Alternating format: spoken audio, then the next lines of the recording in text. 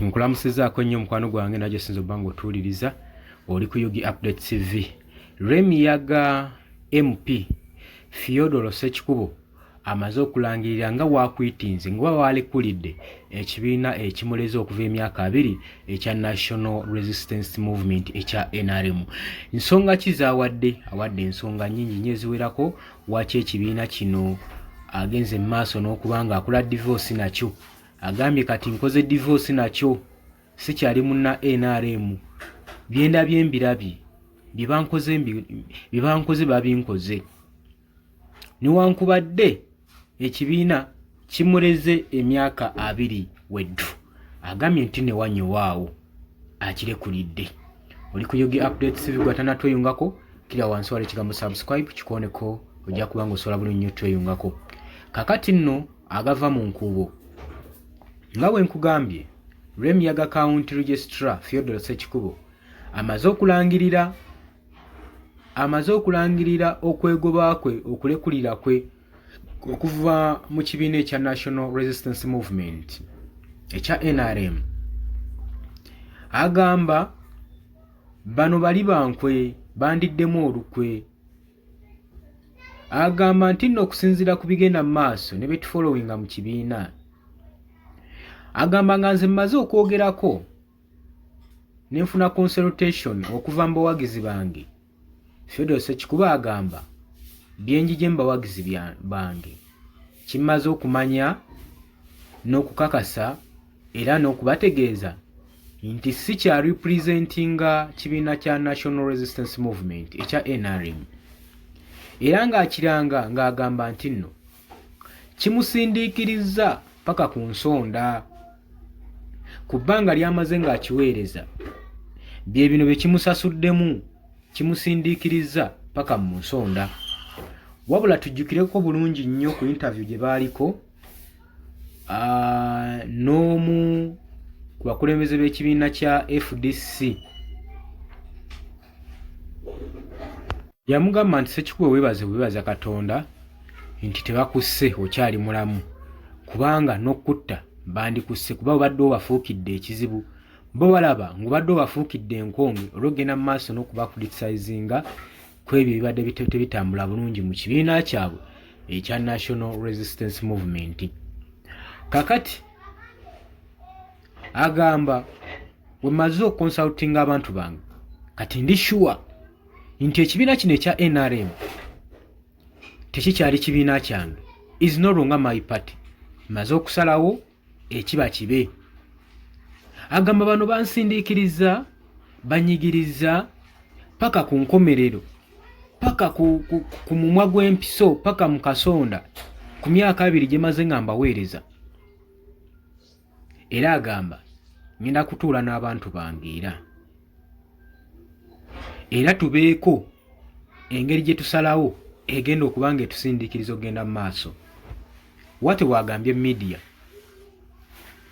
Fyodoro Ssekikubo muna NRM oba abadde muna NRM.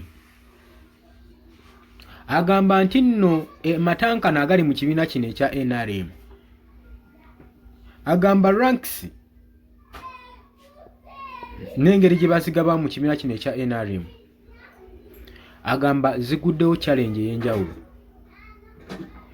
Decisions ziba consideringa eziri undemocratic era nga boogera okusinziira ku bye baagala naye nga bino byonna bijjuddemu obuli bw'enguzi n'okubanga bavumiriza offices byemu ku binsindiikiriza okulekulira kino ekibiina. Era ng'agamba nti ebigenda mu maaso oba ebibaddewo mu maaso byagenda mu maaso n'okulumiriza abakulembeze b'ekibiina kino nga bagamba bagenda mu maaso n'okuntempalinga process eza primaries ezaali okusunsulamu flag bearers. Jukira Ssekikubo ne political career ye abadde ajja agirulingira mu kibiina kino ekya National Resistance Movement era mu mwaka gwa 2010 yali ku omu ku basenta abagenda mu maaso ku Sensha former security screen Security Minister Amama Ambabazi ku bigambibwa nti no yali yenyigidde mu buli bw'enguzi ku oil scandals.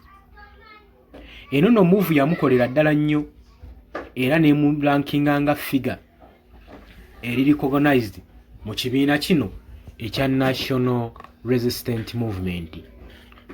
Era n'oluvannyuma ya pushinga measures endala omwali disciplinary measures okukugatta ne suspension okuva mu party activities ku bigambibwa nti empisa zaali zirina okutwalibwa ng'ekintu eky'omugaso mu kibiina.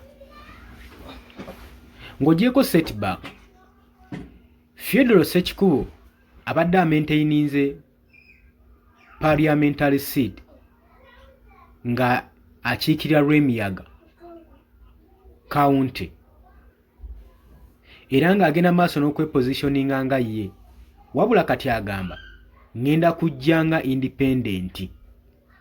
Kweyo byonna ebigenda maaso bamaze okunkuba akalulu era ngenda kujjanga independent nga wendowooza n'ekyokufoominga ekibiina kyange. Agambye agenda kufoominga ekibiina kye nga ye naye kasooka ajje nga independent n'oluvannyuma nga wakirowoozaako. Kakati nno okwegoba kwe kutaddewo embeera abalala baba observers gye bandiise nga Longo Seminaring Divorce eri Theodore Ssekikubo n'ekibiina ekya NRM oluvannyuma lw'okumala ebbanga eggwanvu ng'akiweereza era takyemulugunyaako. Jjukira nti nno ono we babadde bali mu race mu primaries mbaddemu Brigadier General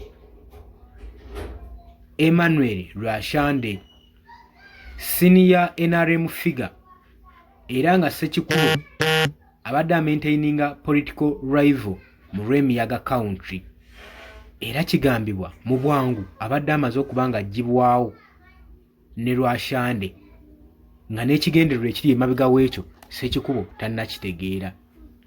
Ku post ya Twitter Rwashande gy'atadde ku media agamba NRM to an unstoppable vehicle.